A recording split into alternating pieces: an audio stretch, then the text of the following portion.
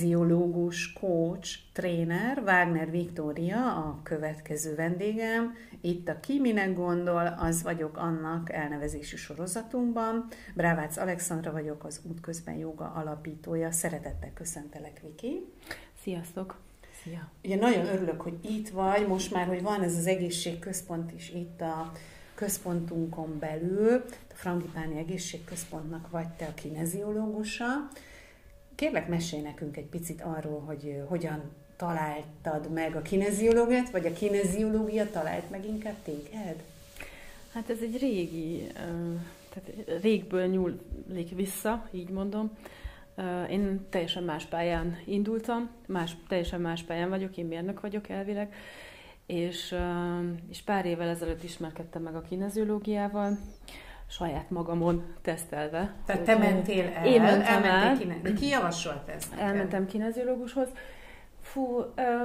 Vagy nem, ez rám talált valahogy, szembe jött. Volt egy ilyen érzés. Igen, szembe jött, és akkor így megfogott. És elmentem egy hölgyhöz, ez még Németországban volt, elmentem egy hölgyhöz, aki kineziológiával foglalkozott, és minden alkalommal, amikor nála voltam, volt egy ilyen utazásunk, és nem tudtuk, hogy hova indulunk el.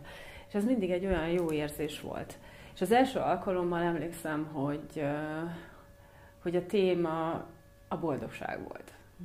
Találjuk meg a boldogságot. Igazából mi okoz örömet. És mindenkinek vannak szenvedélyei. Tehát most beszélünk itt rossz dolgokról, hogy ülök a tévé előtt egész nap, és Netflixet nézek, vagy cigarettázom, vagy alkoholt iszom. De mondjuk a vásárlás is, az is egy ilyen dolog.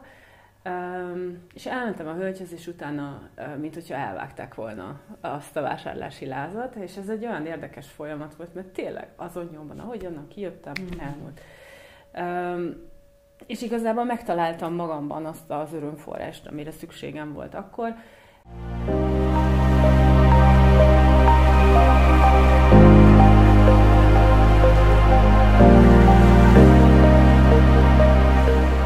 Így indult, és aztán voltam nála még, ugye, amikor éreztem, hogy így el vagyok akadva, vagy nehéz valamit megoldani, akkor elmentem hozzá. És aztán így mindig bennem volt ez a vágy, hogy megtanuljam ezt, hogy működik, és akkor pár évvel ezelőtt én is megtanultam. A kineziológiának van több ága. Amit én végzek, az a Touch for Health nevezetű kineziológia ág. Ez a kínai orvostudományra épül, a 12 meridiánra, minden szervünkhöz tartozik egy izom, ezeknek az izmoknak a tesztelését végezzük, és tehát amikor megvan az, hogy melyik izmot kell kiegyensúlyozni, akkor azt kiegyensúlyozzuk, ahhoz vannak különböző pontok, amiket a fején érintünk, vagy a testen érintünk, masszírozzuk őket, és akkor elindítjuk az öngyógyító folyamatainkat. Itt mindig szükségem van, tehát nem én csinálom ezt, hanem mindenki saját magának csinálja, pontosan azért, hogy megtanulja önmagát gyógyítani, és igazából az öngyógyító folyamatokat indítjuk el egy ilyen szeánsz, egy ilyen kezelés alatt. És mit jelent maga egyébként ez a szó, hogy kineziológia? Hát ez egy mozgástudományt jelent igazából, tehát ugye a mozgástudományra épül, pontosan azért vannak az izmok benne, tehát hogy az izmokat teszteljük. És hogy lehet az, hogy én is voltam néhányszor kineziológusnál, és akkor ugyanez az élményem egyébként, még neked, hogy ilyen gyökeresen változás ér el az ember. Tehát mindig azt szoktam mondani, hogy a kineziológia az a gyorsítópálya. Tehát ugye nagyon hihetetlenül hatékony módszer. Persze aztán az ember próbálja azt utolérni, de akkor meg jöhet a jóga, meg a meditáció, meg az egyéb más technikák. De arra, hogyha tényleg az ember el akar vágni valamit, arra szerintem nagyon-nagyon jó, meg fel is tárni a dolgokat. Na szóval, hogy az lenne a kérdésem, hogy lehet ez, hogy ott álltam, emlékszem, és akkor így nyomogatja a kineziológus ugye a kart, és hogy érez tényleg mond valami kord, és akkor ott ellenállás jelenik meg az izomban. Szóval kérlek, mondd el azoknak, akik esetleg kevésbé jártosak a kineziológiában, hogy hogyan működik ez a rendszer. Ugye sokatokkal beszéltünk már itt a sorozatban, hogy így családállítóval, az asztrológussal, hogy van egy ilyen, hogy hinni kell benne. Ebben hinni kell? Nem, ebben nem. De hát nem kell benne hinni. Igazából ez egy tényleg tudományos alapon alapszik. Tehát ez nem egy olyan, hogy itt ilyen hókusz-pókusz csinálunk, mert sokszor azt hiszik, ez misztifikálva van, meg ez egy hókusz-pókusz, itt holisztikusan az egész testet nézzük. Amikor én érintek, és mondjuk egy izmot tesztelek, akkor az agyból kapom a visszajelzést, hogy az izom bekapcsol-e, vagy nem kapcsol be. Tehát egy visszajelzést kapok, hogy ott milyen állapotok vannak. Ha ott mondjuk egy lekapcsoltságon, akkor tudom, hogy azon az agyféltekén, ott, azon az izmon van valami. És mindegyik területen az izom az speciálisan képvisel egy élethelyzetet, vagy egy életterületet? Nem, egy szervet fogunk egy szervet? Tehát a 12 izmot tesztelek, és a 12 izomnak a szerveit tesztelem tulajdonképpen. És mindegyiknek másképp tesztelem az izmát. Tehát mondjuk egy lépnek, annak előre van a keze, akkor van ez a madárijesztőpóz, az a szívnek az izomzat, és akkor előre nyomjuk a kezet. Tehát mindegyiknek más és más izmok, vannak a lábizmok benne, ami a veséhez tartozik, a gyomorhoz, meg a gyomornak az fönt van a lekeizme, de a vastagbélhez tartozik például, és akkor azoknak az izmait tesztelem. És akkor igazából egy reakciót kapok. A jobb agyféltekéből, vagy a bal agyféltekéből, hogy az oldalon hogy van eltolódva. Valami. És mindig ellenállás van? Tehát akkor, amikor feszül egy izom, amikor mondjuk nem tud lenyomni a kezét, akkor... Nem, amikor meg tudja tartani valaki az izmot, akkor tökéletesen. Ja, értem. Ha nem tudja megtartani az illető az izmot, mert elgyengül, tehát nincs benne, és ez nem azon múlik, hogy most elkezdünk szkanderezni, és tényleg izmos valaki, hanem ezt egy nagyon izmos férfival is meg tudom csinálni, hogy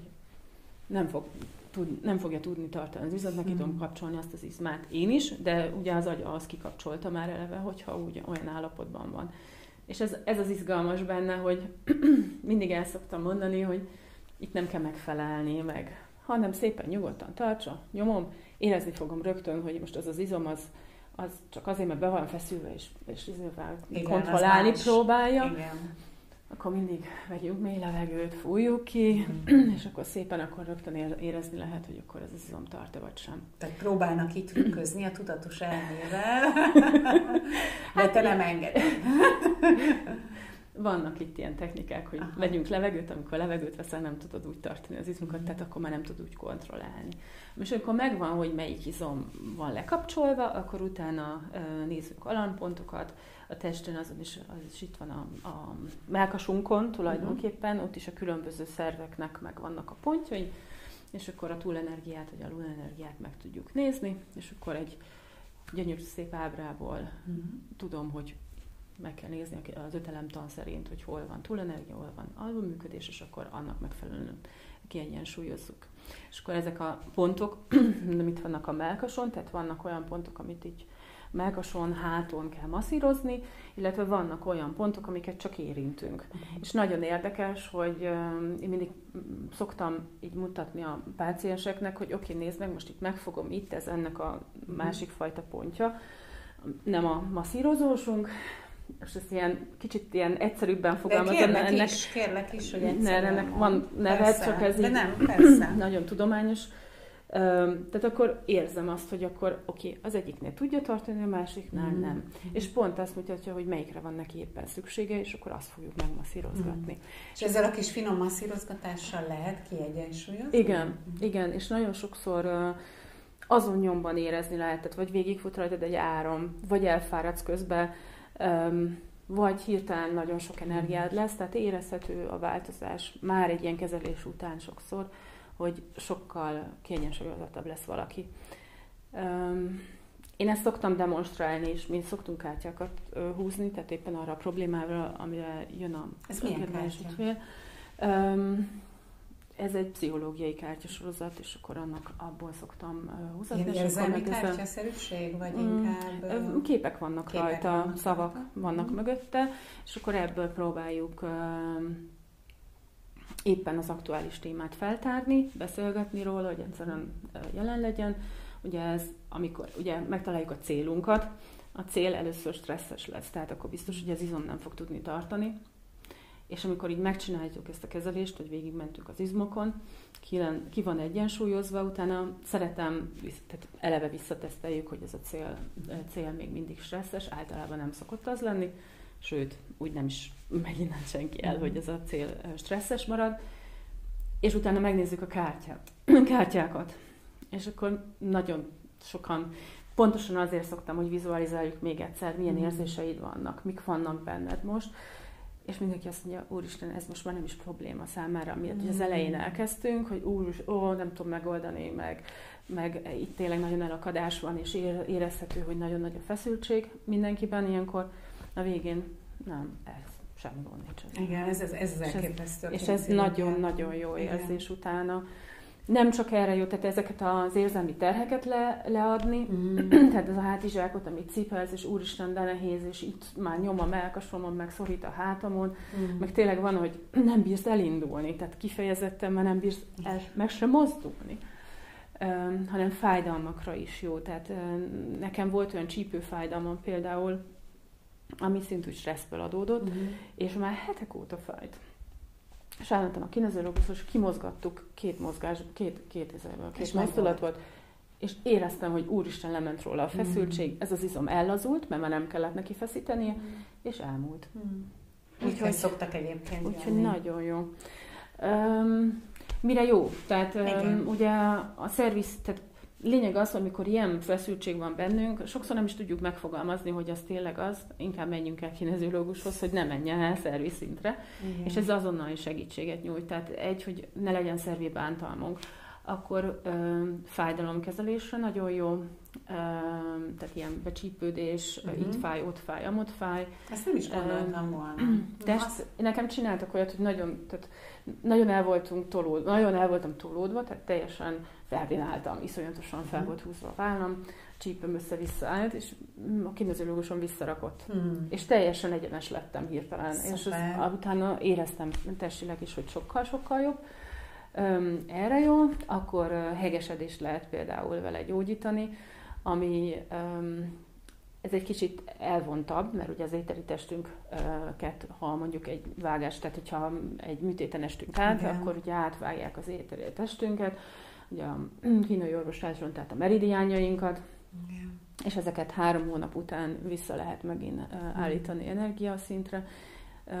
Csináltam valakinek, és tényleg az a kezelés után mondta, hogy úristen, mennyi energiám lett hirtelen, mert tényleg azért ott vannak blokkok. És akkor valószínűleg ismételni kell még egyszer, és akkor ezek el szoktak tűnni, és regenerálódik az a hegesedés is.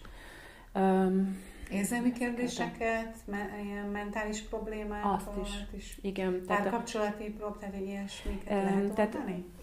Önbizalomhiány például. Szerepel benne, de az összes ilyen blokkádunkat. Igazából nincs olyan, tehát mondhatni olyan, hogy nincs olyan, tehát sokkal könnyebb lesz tovább lépni, és előre menni, hogyha ez a feszültség nincs az embernek a testében. Egyébként ez, hogy touch for health, tehát hogy az egészségért, hogy nem tudom, hogy lehetne ezt magyarul jól fordítani. Egészséges érintés. Egészséges érintés. Vagy igen. Tehát, hogy ez arról szól, hogy az egészségnek, az egyensúlynak a helyreállítása? Igen, öngyógyító folyamatokat indított. Hát ez nagyon rokon akkor a jogával. Igen, hát ott is a meridiánokkal foglalkozol, tehát a yin jogában egyértelműen. Yin jogában egyébként meg igen. Ugyanúgy blokkol, vagy oldod azokat a dolgokat, hogy nyújtasz meg, azokat az izmokat edzed. Itt is tanulási nehézségekre például nagyon jó, ugye szét van kapcsolva a két agyféltekénk, tehát ha a stressz ér minket, akkor ugye a domináns agyféltekénk az, amelyik működik. Tehát az lesz. Tehát, hogyha te nagyon érzelmes vagy, akkor ugye az a agyfélteke fog elkezdeni dolgozni. A másik az lekapcsol, a racionális agy ugye lekapcsol. És igazából a kettőt össze kell hangolni ahhoz, hogy tudjon működni, és erre is vannak megoldások, tehát a gyerekeknél, hogy jobban tudjon tanulni, megvan a technika, hogy lehet ezt visszakapcsolni. De pont itt az asztrológustól kérdeztem, hogy gyereket hány éves kortól érdemes vinni, kineziológia hány éves kortól? Mert én úgy azt hallottam, hogy a felnőttet kezelve a gyerekre is hatással van. Tehát lehet szurrogátot csinálni, azt úgy hívják, tehát akkor a felnőttet kezelem, és közben gondol a gyermekére, és igazából a gyereket kezelem. Ez nagyon érdekes, tehát így is lehet. Különösen csecsebőket ugye nem lehet, mert ugye nekik még nincs izomtónusok, és akkor a szülőn keresztül kell. Én csináltam már 6 éves gyereken is, és teljesen jól működik az, mert ő már meg tudja tartani, értő, hogy miről van szó. Úgyhogy én a kisfiamon is szoktam csinálni, hogyha ő is stresszes, akkor megszoktam rajta, hogy 11 éves. Úgyhogy és elfogadja? Nem azt mondja, hogy anya, menj már a spiri hülyességet, de nem, az én fiam nagy mindenben ilyen. Nem, mert ez nem spirit. Tehát ez nem spiri, akkor ez nem spiri, ez ennek van alapja. Mondja a mérnökünk. És ő is azt mondja, hogy ez teljesen jó. Tehát ő is jobban érezte magát utána, tehát kifejezetten jobb volt. Saját magadat tudod kezelni, vagy nem? Hát én nem tudom az kezemet nem tudod úgy úgyhogy nem tudom. Hát neked te rákényszerülsz, hogy elmenjél valakihez. Igen. Ilyenkár. Olyan rossz, mert tényleg az van, hogy én nagyon jó érzés, mert tényleg amikor látom, hogy úristen tényleg mosoly, és hirtelen látszik, hogy a feszültség legy valakiről. Ez nagyon jó. De én meg saját magamat nem tudom. Mesélj egy kicsit nekünk, hogy jobban megismerjünk, hogy hol nőttél föl, hol cseperedtél. Hát én még Budapesten nőttem föl. Te budapesti vagy. Aztán nagyon sokáig külföldön éltünk Algériában, tehát egy arab világban, teljesen máshol. Hány évig? 3,5 évig éltünk ott.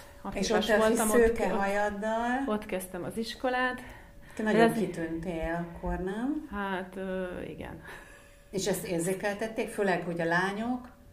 Hát volt nagyon sok konfliktusunk, igen, az iskolában. Tehát nem fogadtak el? Nem, az utcára nem mehettünk ki kísérlet nélkül, tehát ez alapban, tehát nem volt, hogy 6 évesen azért már járkálsz az utcára, tehát ez nem működött, mert megdobáltak általában kővel, meg leköpködtek, meg hasonlók, úgyhogy mi azért nem jártattunk egyedül ugye az utcán ott kint. Meg az iskolában is ugye nagyon sok volt a színesbőrű osztálytársunk, akik az afrikai részről jöttek, tehát ugye francia iskolába jártam ott kint. Hát érdekes volt. És ott valamit hogy tudtál például? Eljártam. Én gyerekkorban hogy eljártam úszni. Hát mi nem jártunk, hát tengerbe jártunk úszni. Igen, de hogy neked te akkor nem egy ilyen átlagos gyerekkorod volt, hogy jár a gyerek a iskolába, aztán elmegy a játszótérre, elmegy az edzésre. Hát nem, minket elhoztak. Vittek, hoztak, és azért így, hogy mondjam, hát relatíve megvolt, hogy milyen környezetben tudunk mozogni.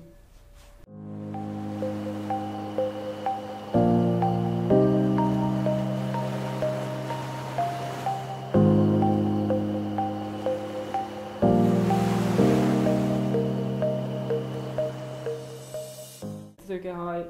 Igen.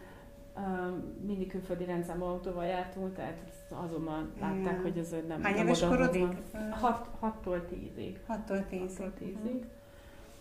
Hát keveredtünk egy-két ilyen érdekes szituációba. Tehát veszélyes helyzetekben is? Igen.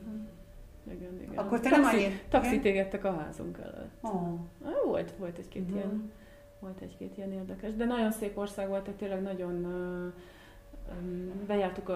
bejártuk a sivatagot, voltunk nagyon sok helyen, tehát 600 kilométerre mi Algírban voltunk a fővárosban, és akkor 600 kilométerre délre mentünk onnan a sivatagba, láttunk sok mindent, Alhezist, hogy élnek. Úgyhogy ez szép ország nagyon. Akkor ott te mennyire tudtál barátságokat kötni azért? Nagyon nagy magyar kolónia volt kint, úgyhogy így a magyarok nagyon összetartottak, és volt magyar iskola is, úgyhogy oda jártunk minden héten csütörtökön, és akkor a magyarok azért sokat voltak együtt, és akkor járkáltunk együtt. Úgyhogy így voltak barátaim, de az iskolából ugye nem az, hogy klasszikus, hogy iskolából osztálytársaid vannak, akikkel ugye összejársz délutánonként, meg játszotok. Nálunk ez így nem volt.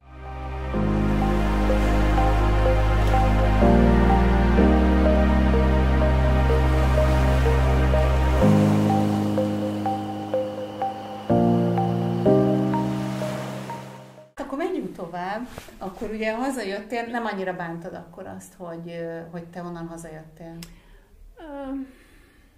Hát relatív gyerekek voltunk, még egy 10 éves gyerek, nem tudom, hogy már nem emlékszem annyira rá. Tehát akkor nem volt, mert ugye mi Berlinben nőttünk fel az öcsémmel, mi mind a ketten traumatizálódtunk, hogy haza kellett jönni, bár én idősebb voltam, ugye 16, az öcsém 14, de az ugye nagyon a kamaszkor, az más azért, mint egy 10 éves gyerek, hogy ott hagyni, és akkor onnantól kezdve mi az otthon. Te voltál egyébként azóta, visszamentél? Nem. Tesóval mindig így gondolkozunk rajta, hogy vissza kéne menni, de hát olyan állapotok vannak, hogy nem lehet visszamenni. Kell oda kíséret, meg mindenféle, tehát inkább biztonság kedvéért nem mennék vissza. Jó, na szóval, hogy akkor hazajöttél, és akkor mi lett veled? Hova költöztetek? Itt laktunk Budapesten, itt is maradtunk, én itt végeztem a gimnáziumot, az egyetemet. Milyen szakra iratkoztál be, vagy hova? Építőmérnökére karra. Építőmérnök vagy akkor, és azt el is végezted. Te hivatalosan építőmérnök. Igen. Dolgoztál egyébként? Persze. Dolgoztál ebben a Persze. szakmában? Most is építőmérnök is vagy, igen.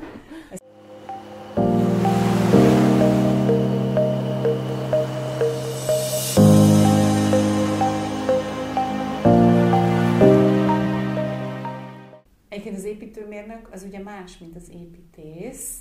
Igen, én mély építőmérnök vagyok, igazából én a csatornával, szennyvíztisztítással foglalkozom, úgyhogy nekem az a fő. Igen. És a Németországban hogy kerültél? Kimentél dolgozni?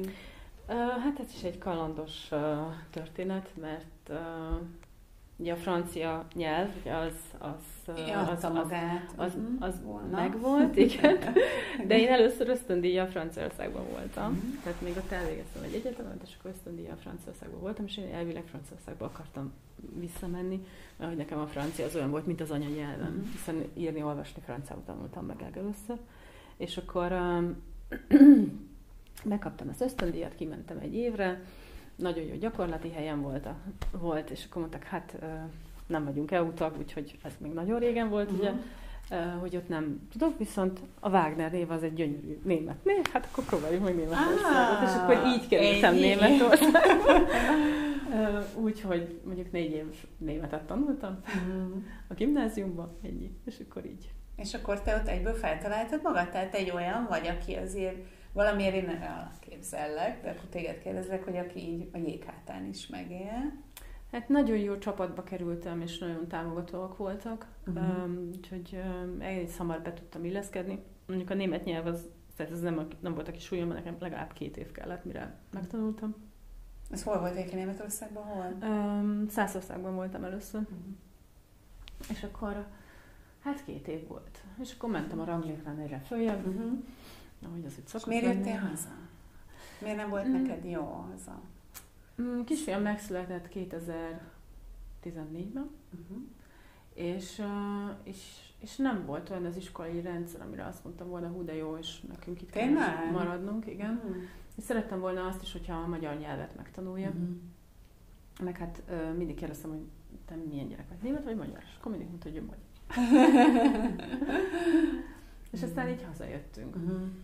Hoztál egy döntést, és akkor hazajöttetek. Igen. És akkor ő hány éves volt, vagy hogy?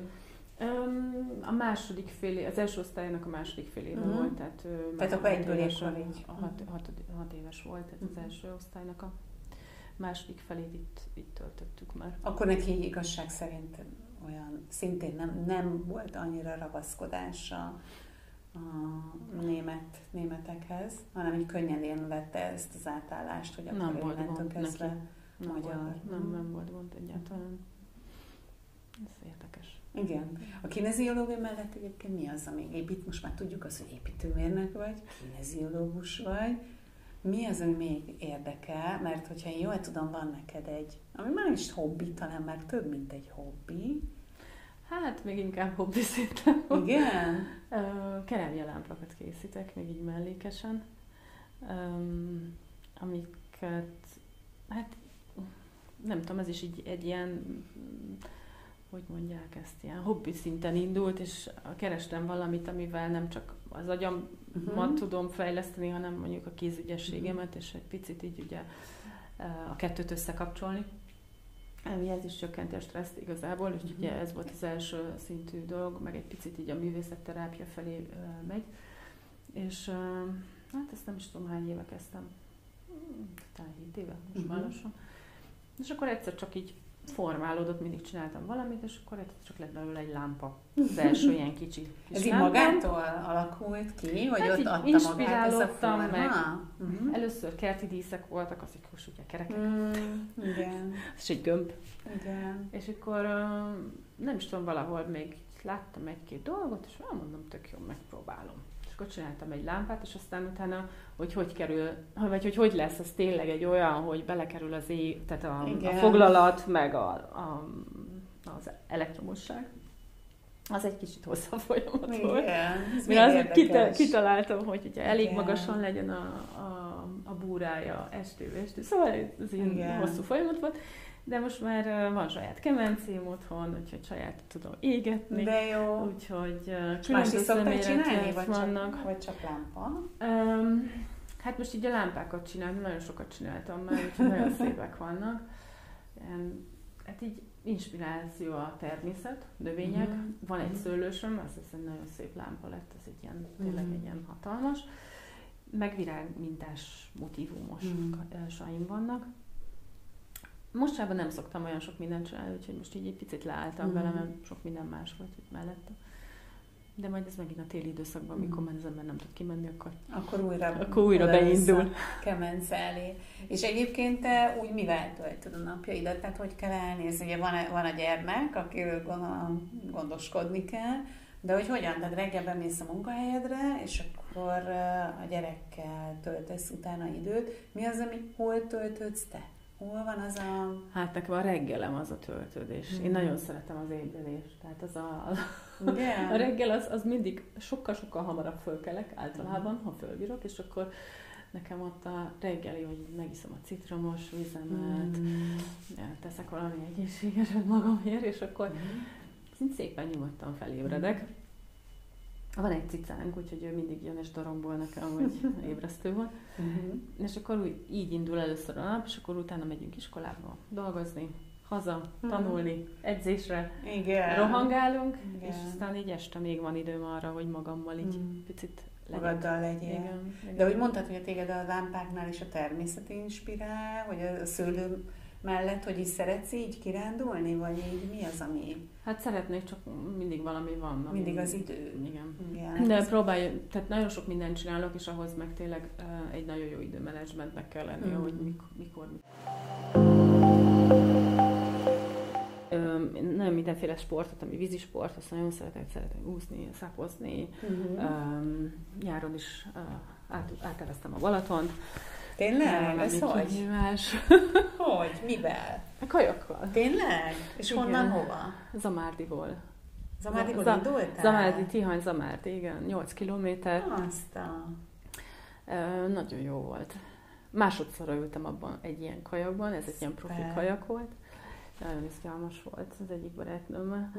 Úgyhogy nagyon jó eredménnyel is, de nem is ez a lényeg, hanem az ember csak az, hogy nagyon, tehát tényleg jó volt egyszerűen így. Ez egy nagyon különleges élmény lehetett. Jó volt. Ez egy kihívás abból a szempontból, hogy mentálisan mennyire bírod. Azért 1 óra 7 perc alatt eveztem át. 8 kilométert, azért az úgy... A vége felé már mondtam, hogy most már... Mert olyan csalóka a távolság.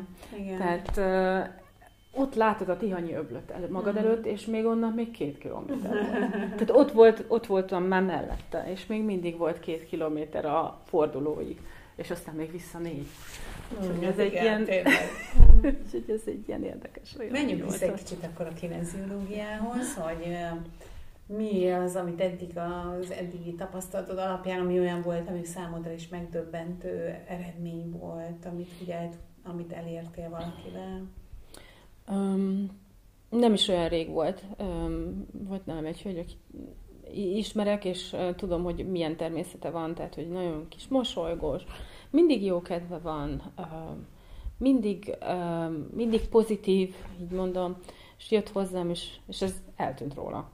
Mint hogyha elvágták volna. És tényleg nagyon érezte, hogy így le van energiaszinten, és nagyon, nagyon le van nullázva, és hogy úgy érezte, hogy nem halad úgy az úton, ahogy ő szeretne. És ugyanígy beszélgettünk, elkezdtük boncolgatni egy picit a tematikát, és aztán volt egy ilyen oldásunk, és már láttam rajta a végén, hogy már kezd visszajönni így a mosolya. Igen, a mosolya, a színe, meg a régi csillogás a szemébe. És így utókövetés egy kicsit, és akkor mindig írta, hogy ma lefutottam 5 kilométert, másnap lefutottam 7 kilométert. pörgök, és csinálom a dolgokat. Tehát beindult. És beindult, igen, ugyanúgy visszatért az a jó kedv és minden. Úgyhogy ezek ilyen nagyon pozitív visszajelzések voltak. Én hegoldást csináltam, és ott is már rögtön a kezelés után mondta, hogy úristen, tényleg mennyi energiája lett, tehát érezhetően. Tehát mondjuk egy ilyen császármetszéssel lehet. Például, igen. Igen. Itt éppen egy ebeműtét volt, úgyhogy azt ugye ott több heg van a hason, és akkor azokat csináltam meg. Az is nagyon jól sikerült. Akkor régebben volt egy hölgy, akinek nagyon fájt a gyomra például, iszonyatosan, és már tényleg szerű bajai voltak, és csináltunk egy kezelést, és neki is, ő is mondta, hogy így, mutatta is, hogy így ment fölfelé, most megállt itt valahol, de most nagyon jó, mert annyira sok minden történt, mert ugye megváltozik a rezgésünk igazából, mert visszahozzuk a rezgést magunkban, tehát ezt nem visszaállítjuk, és teljesen másképp rezgünk, és teljesen más dolgokat fogunk bevonzani. És ezáltal ez ugye... érdekes, igen. Ezáltal ugye teljesen más dolgok történnek körülöttünk, amiket eddig el sem tudtunk képzelni. És ez a jó benne, hogy ez így beindul. Hogy átalakít egy csomó minden mást is, akkor azt mondod. Igen, hogy, igen. Ja, mindenkinek az életútján vannak nehézségek, így mondom. Tehát van, amivel meg kell küzdenünk. Legyen az önbizalom, legyen az a nem elég jó érzés, akkor a sémáink, a korlátaink, ami miatt nem tudunk tovább lépni, és ezekben mind nagyon-nagyon sokat segít a kineziológia, hogy ezeket oldjuk. És én mindig azt szoktam mondani, és ezt szoktam mondani, hogy ugye a probléma az ott van valahol középen, van egy hagymánk, olyan, mint egy hagyma, a probléma ott van középen, és ilyen héjak vannak rajta. És ezeket a héjakat oldjuk, és egyre több héjat leoldunk, annál közelebb kerülünk a problémához. Valahogy ez a probléma 2 alkalom után eltűnik, mert azok a héjak nagyon gyorsan eltűnnek. És nem a kezelés során tűnik el, tehát ott is persze, de hogy ez egy ilyen folyamat, hogy így hirtelen így eltűnnek azok a gondok, amik ott rajta voltak, és aztán utána ez így elmúlik ez a probléma. És már nem is tudod, hogy úristen, erre miért volt, miért stresszeltem ennyire. Érdekes, hogy utána az ember már hirtelen, ez mindig ezt mondjuk olyan a felszabadulás, utána az ember nem is érti, hogy mit vacakolt ezzel, meg nem is látja már, olyan érdekes az egész problémakör. Igen. Hogy akkor ezt te is tapasztaltad. Igen. Ugye te coach is vagy, tehát, hogy amikor hozzád jön valaki kineziológiára, akkor azért arra számíthat, hogy egy picit beszélgettek, hogy úgy jobban ránézzel a témájára. Ez hogy néz ki pontosan? Ez így van, mert én azt vallom, hogy teszünk valamit a testünkkel, de azért kognitív kell valamit magunknak is, tehát el kell kezdünk dolgozni azon a feladaton, tehát valaki ide jön, persze feloldom rögtön, de igazából nem az hanem a folyamat, hogy elkezdtem rajta gondolkodni, hogy tudom másképp megoldani, és ezért is fontos az, hogy kicsit mélyebbre ássunk, hogy mi van ott, és akkor találjunk megoldásokat.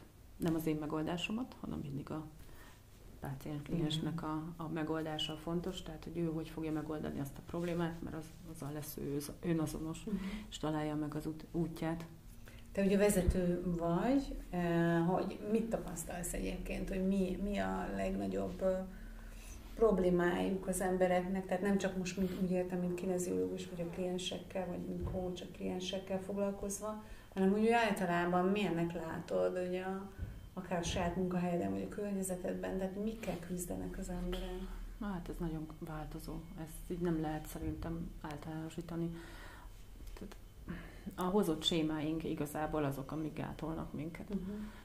Céljainknak az elérésében, tovább lépésében. És valamikor meg nem is, tehát sokan nem is akarják ezeket elengedni, mert jó azokkal együtt élni. Annak ellenére, hogy nehéz, de hogy mi lesz annélkül például. És így szerintem ezek van. Tehát a sémáink, amik akadályoznak minket. De hát ez gyerekkorból hozott traumák, mindenféle. Ezzel tud a kineziológia mit kezdeni, vagy nem? Vagy ezzel inkább mint coach foglalkozva? Hát amikor ugye a stressz leveszem erről a traumáról, vagy stressz helyzetről, ugye akkor elmúlik azonnan. Tehát az oldódik. De én mindig azt mondom, hogy kell ennek ellenére dolgozni azzal a témával.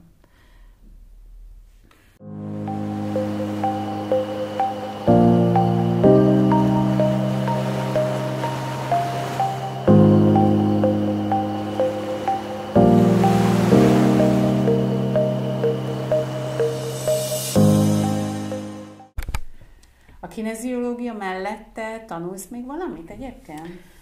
Igen, pszichológiát tanulok még bachelor szinten, úgyhogy most elvileg az utolsó fél évben vagyok már, zárom a tanulmányaimat, úgyhogy igen, tanulok mellette, meg a kineziológia részét is folyamatosan továbbfejlesztem, úgyhogy most is nem sokára megyek egy különlegesen kineziológiai tanfolyamra, és még szeretném továbbfejleszteni a szaktudásomat, úgyhogy még van egy csomó minden, amit még meg szeretnék tanulni. Életünk végéig, nem? Igen, de már így be van ütemezve, úgyhogy ez a fél év, következő fél év szerintem simán meg lesz, úgyhogy minél több tudást szeretnék felhalmozni, hogy minél jobban tudjak segíteni a pácienseknek, akik ide jönnek hozzám. Nagyon szépen köszönöm, Viki, hogy itt voltál, és remélem egy picit jobban megismerhettünk téged. Köszönöm szépen a meghívást.